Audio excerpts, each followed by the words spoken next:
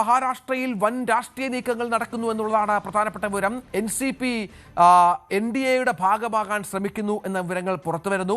NCP Sarath Pawar കോൺഗ്രസുമായി ചർച്ച നടത്തുന്നു എന്ന വിവരങ്ങൾ വന്നിരുന്നു. ഇപ്പോൾ BJP നേതാക്കൾ ശരത് പവാറിനെ തുടർച്ചയായി ബന്ധപ്പെടുന്നു എന്നുള്ള വാർത്തകളാണ് മഹാരാഷ്ട്രയിൽ നിന്ന് പുറത്തുവരുന്നത്. ശരത് പവാറിനുള്ളത് 8 MP-മാരാണ്. അവരിൽ 5 പേർ ഇപ്പോൾ NDAയിൽ ചേരണമെന്ന അഭിപ്രായം മുന്നോട്ട് വെച്ച പശ്ചാത്തലം കൂടിയുണ്ട്. ഇതിനിടയിൽ കോൺഗ്രസുമായി ചർച്ച നടത്തിയിരുന്നു. തൻ്റെ മകൾക്ക് കൂടുതൽ വലിയ പദവികൾ കോൺഗ്രസിൽ നൽകണം ലയിച്ചാൽ എന്നുള്ള ആവശ്യം പവാർ ഉന്നയിച്ചതിനെ തുടർന്ന് ചർച്ചകൾ വഴിമുട്ടി നിൽക്കുകയാണ് എന്ന വിവരങ്ങൾ പുറത്ത് വന്നതിനിടയിലാണ് ഈ NDAയിലേക്ക് പവാർ പോകുന്നുവെന്ന സൂചനകൾ പുറത്തുവിടുന്നത്. VV വിനോദ് വിവരങ്ങളുമായി ചേരും. വിനോദ്, മഹാരാഷ്ട്ര നമുക്കറിയാം, അവിടെ വലിയ തോതിലുള്ള മാറ്റം ശിവസേനയിൽ നിന്ന് NDAയിലേക്ക് ഉണ്ടായിരുന്നു. ഇപ്പോൾ ശരത് പവാറിനെ ലക്ഷ്യമിടുകയാണോ BJP?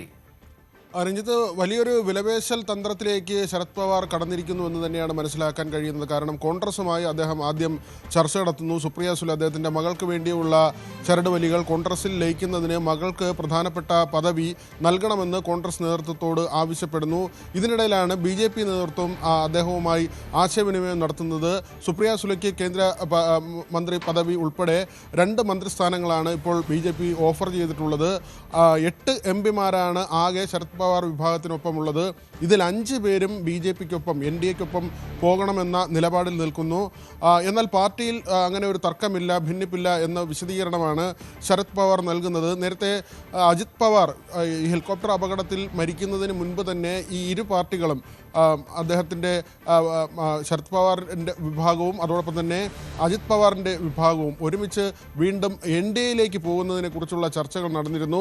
ഒരുപക്ഷെ അജിത് പവാർ ഉണ്ടായിരുന്നെങ്കിൽ ആ ലയന നീക്കം സാധ്യമാകുകയും ഇരു പാർട്ടികളും ചേർന്ന് ഒറ്റ പാർട്ടിയായി NDAയിലേക്ക് പോകുമായിരുന്നു എന്ന കാര്യമാണ് ഈ 5 MP-മാർ ഇപ്പോൾ പറയുന്നത്. അങ്ങനെ ഒരു നിലപാടെടുത്ത് അവർ നിൽക്കുമ്പോൾ അജിത് പവാർ ആകട്ടെ മകൾക്ക് വേണ്ടിയുള്ള ചരടുവലികൾ ശക്തമാക്കുന്നു. ഏത് പാർട്ടിയിലാണ് അല്ലെങ്കിൽ ഏത് മുന്നണിയിലാണ് കൂടുതൽ പ്രാമുഖ്യം ലഭിക്കുക, അവിടേക്ക് പോകണം എന്ന ഒരു നിലയിൽ അദ്ദേഹം നിൽക്കുകയും ചെയ്യുന്നു. മാത്രമല്ല, മഹായുതി സർക്കാരാണ് ഇപ്പോൾ മഹാരാഷ്ട്രയിലുള്ളത്.